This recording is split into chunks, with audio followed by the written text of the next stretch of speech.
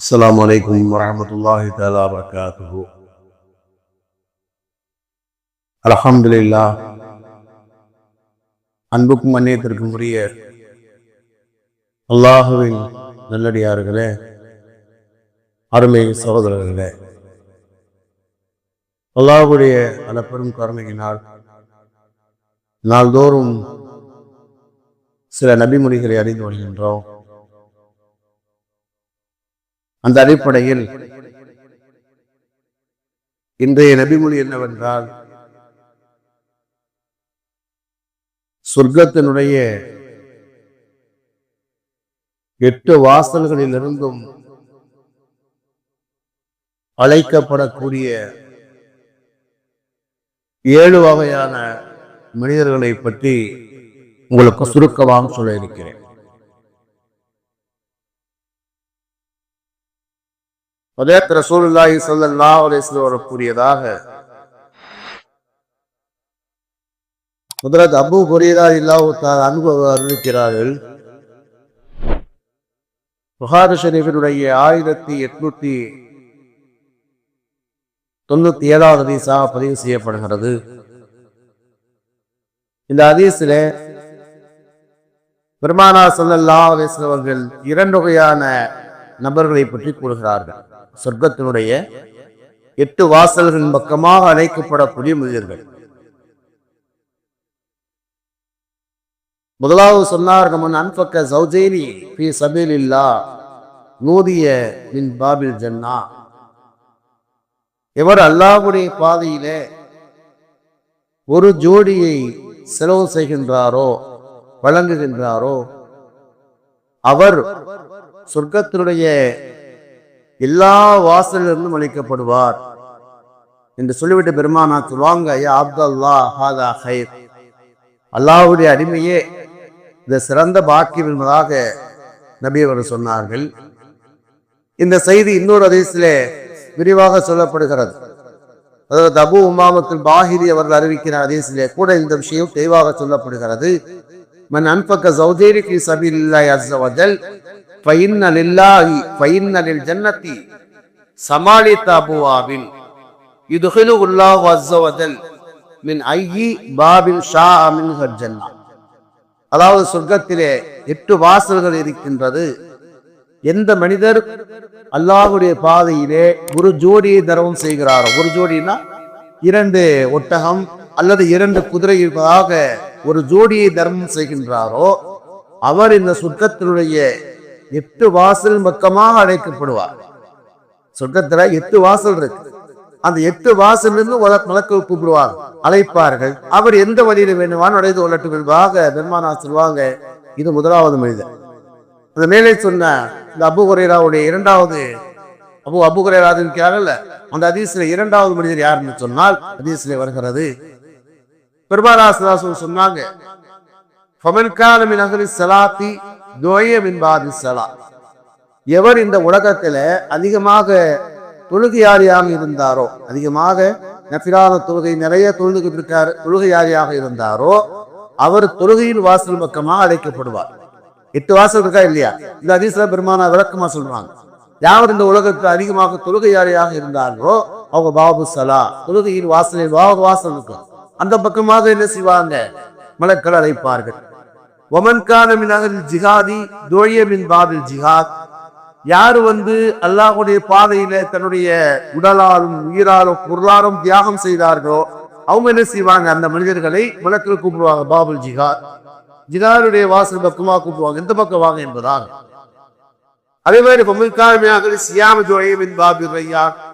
யார் இந்த உலகத்தை அதிகமா நோன்பு வைத்தாங்களோ அவர் பாபு ரையான், ரையான்கிற வாசல் பக்கமாக அழைக்கப்படுவார்கள். யார் என்ன செய்யறாங்க, அதிகமாக தான தர்மங்கள் செய்தார்களோ அவர் அந்த வாசல் பக்கமாக அழைக்கப்படுவார்கள். உள்ள இருக்கிற சொர்க்கம் ஒண்ணுதான், அது அவருடைய அமல்களுக்கு தகுந்த மாதிரி அந்தஸ்துக்கள் இருக்கும். ஆனா எந்த அமல்களை அவர்கள் அதிகமாக செய்தார்களோ அந்த வாசல் பக்கமாக அழைக்கப்பட்டு அவர் கௌரவப்படுத்தப்படுவார், கண்ணியப்படுத்தப்படுவார் என்பதாக பெருமானார் சொல்றார்.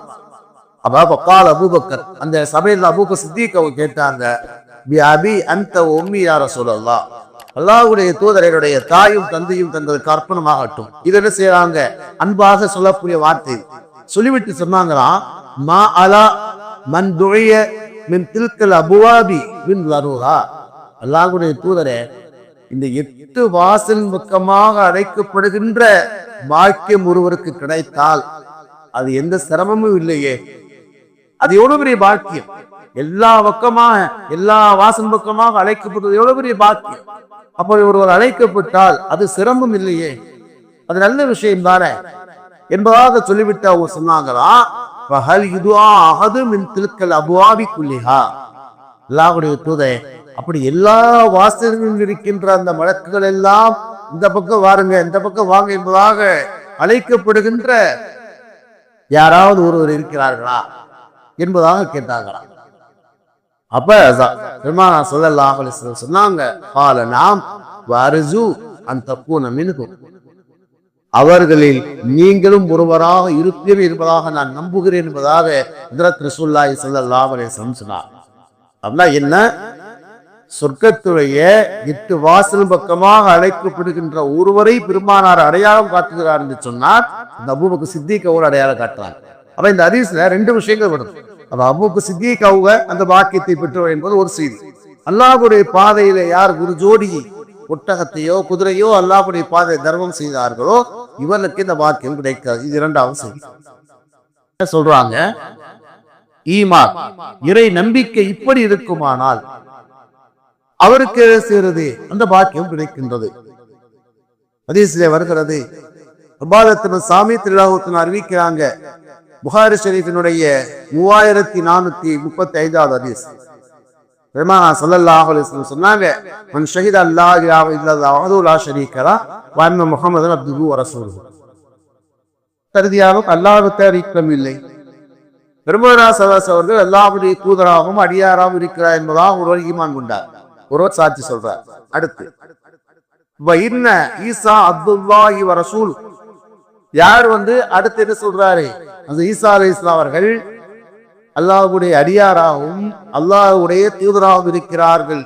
மற்றும் கலிமத்துஹு அல்கா இலா மரியம், மரியம் அலைஹிஸ்ஸலாமின் பக்கமாக அல்லாஹ்வால் போடப்பட்ட அவர் கலிமாவாக இருக்கிறார், வார்த்தையாக இருக்கிறார். வரூஹும் மின்ஹு, அல்லாஹ்வுடைய ரூஹாக இருக்கிறார் என்று சாட்சி கூறுகிறாரோ. ரசூலுல்லாஹ்வை எப்படி ஈமான் கொள்றோமோ அப்படி ஈமான் கொள்றார். அல்லாஹ் ரசூலை ஈமான் கொண்டதற்கு பிறகு ஈசா அலைஹிஸ்ஸலாமை இப்படி ஈமான் கொள்கின்றார்.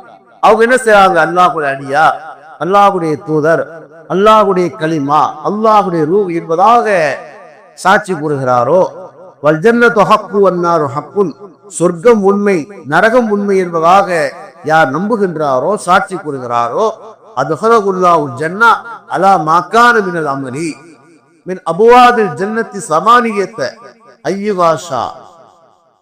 சொர்க்கத்துடைய 8 வாசல் பக்கமாக அவர் என்ன செய்வார்? அழைக்கப்படுவார். அவருடைய அமல்களுக்கு ஏற்றவாறு என்பதாக ஸல்லல்லாஹு அலைஹி வஸல்லம் சொன்னார்.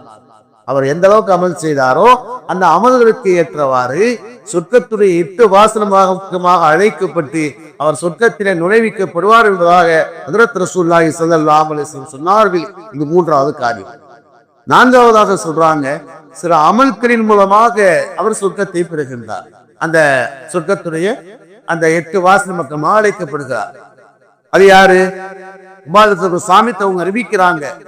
அகமது என்ற கிதாபில 22,268வது ஹதீஸாக பதிவு செய்யப்படுகிறது. மன் அபிதல்லாஹ் லா யுஷ்ரிக பிஹி ஷைஆ, அல்லாஹ்வுக்கு இணை வைக்காமல் அல்லாஹு எவர் வணங்குகின்றார், அல்லாஹ்வுக்கு இணை வைக்காமல் அவர் அல்லாஹ்வை வணங்குகிறார். வஅகாது ஸலாத்த வஆத்து ஸகாத், தொழுகையை பேர்ந்ததாக தொழுகின்றார், ஜக்காத்தை கொடுக்கின்றார். வஸமிய வஅதா, அல்லாஹ் ரசூலுடைய வார்த்தைகளை செவிமடுக்கின்றார், செயல்படுத்துகின்றார். இவருக்கு அந்த பாக்கியம் கிடைக்கிறது. பெருமானார் சொல்றாங்க, ஃபஇன்னல்லாஹு யுத்ஹிலுஹு மின் ஐயில் அபுவாபில் ஜன்னத்தி ஃபஇன்னலஹா ஸமானியத்து அபுவா. நிச்சயமாக சொர்க்கத்திலே 8 வாசல் இருக்கிறது. அந்த 8 வாசல் பக்கமாக அவர் அழைக்கப்பட்டு சொர்க்கத்திலே நுழைவிக்கப்படுவார் என்பதாக ஹஜ்ரத் ரசூலுல்லாஹி ஸல்லல்லாஹு அலைஹி வஸல்லம் சொன்னார். அப்ப என்ன செய்யணும்? நம்ம தொழுகை நோன்பு என்பதில் பேருதாக இருப்பதோடு அல்லாஹ் ரசூலுடைய வார்த்தைகளை கேட்டு செயல்படுத்த வேண்டும் என்பது ஒன்று. நேரம் இல்லாதனால உங்களுக்கு நான் சுருக்கமா சொல்லிட்டு வரேன். ஏன் அடுத்த மதசாத்திர போகணும் இல்லையா, அதனால உங்களுக்கு நான் சுருக்கமாவே சொல்றேன் எப்போதுமே. சரி, 5வது உஹா செய்ததற்கு பிறகு யார் இந்த கலிமாவை 2வது கலிமாவை ஊதுகிறாரோ அது மிகப்பெரிய அந்த பாக்கியத்தை பெற்று தரக்கூடியது. முழு செய்யறோம், முடிச்ச உடனே அந்த 2வது கலிமா ஓதுது. ஹதீஸிலே வருகிறது, ஹஜ்ரத் ரசூலுல்லாஹி ஸல்லல்லாஹு அலைஹி வஸல்லம் கூறியதாக உமர் இப்னு கத்தாப் ரலியல்லாஹு அன்ஹு அறிவிக்கிறாங்க. முஸ்லிம் ஷரீஃபினுடைய 234வது ஹதீஸ். பெருமானார் சொல்றாங்க, மாமின் முஸ்லிமின் யதவல்லவு வயுஹ்சினுல் வுதுஅ, எந்த ஒரு முஸ்லிம் அழகான முறையில் ஒழு செய்கிறாரோ, இந்த ஒழுவை பரிபூர்ணமாக ஒழு செய்கிறாரோ, சும்மா எப்பூர்வ பிறகு அவர் கூறுகிறார், அஷ்ஹது அல்லா இலாஹ இல்லல்லாஹ் வ அஷ்ஹது அன்ன முஹம்மதன் அப்துஹு வ ரசூலுஹு என்ற கலிமாவை யார் கூறுகின்றாரோ, இல்லா ஃபுத்திஹத் லஹு ஸமானியத்து அப்வாபில் ஜன்னah பிபிகிலு மின் ஐஹா ஷா, இவர் சொர்க்கத்துடைய 8 வாசல் பக்கமாக அழைக்கப்பட்டு அவர் எந்த வழியிலே நுழைய விரும்புகின்றாரோ அந்த வழியிலே சென்று சொர்க்கத்தில் நுழைவார் என்பதாக பெருமானார் ஸல்லல்லாஹு அலைஹி வஸல்லம் சொன்னார்கள். இது 5வது விஷயம். சொல்றாங்க, சில உதவிகள் நம்ம சொர்க்கத்திலே சேர்க்கும். சில உதவிகள் எப்படிப்பட்ட உதவி? பெருமானார் சொல்றாங்க, ஆயிஷா நாயகி அறிவிக்கிறாங்க, தபரானிங்கிற கிதாப்ல 7518வது ஹதீஸா பதிவு செய்யப்படுகிறது, மன் கானத் லஹு பின்தானி, யாருக்கு 2 பெண் மக்கள் இருக்கிறார்களோ, அல்லது அவ் உஹ்தானி, அல்லது 2 சகோதரி இருக்கிறார்களோ, அவ் அம்மத்தானி அவ் ஹாலத்தானி, அல்லது தாயோடு பிறந்த சகோதரிகள் 2 பேர், அல்லது தந்தையோடு பிறந்த சகோதரி 2 பேர் இருக்காங்க. சரியா? அவருக்கு அவர் உதவி செய்கின்றார். அவங்க என்ன செய்யறாங்க? கஷ்டத்துல இருக்காங்க, வறுமையில இருக்காங்க, அவருக்கு இவர் உதவி செய்கின்றார். இப்படி உதவி செய்தால் சொர்க்கத்துடைய 8 வாசல்களும் அவருக்காக திறக்கப்படுதுன்னு சொன்னாங்க. நம்ம பெற்ற பிள்ளைகள் கஷ்டப்படுறாங்க, அல்லது என்ன செய்யறாங்க, நம்முடைய சகோதரிகள் அல்லது நம்முடைய சிறிய தாய்மார்கள், சிறிய தாய் பெரிய தாய்கள் அல்லது மாமிகள் என்ன செய்யறாங்க, பொருளாதாரத்தை கஷ்டமா இருக்காங்க, நமக்கு அல்லாஹ் கொடுத்திருக்காண்டா அவருக்கு உதவி செய்ய வேண்டும். அப்படி யார் அவருக்கு உதவி செய்கிறார்களோ அவருக்கு சொர்க்கத்துடைய 8 வாசல்களும் 8 வாசல்களும் திறக்கப்பட்டவர் அழைக்கப்படுகிறார்.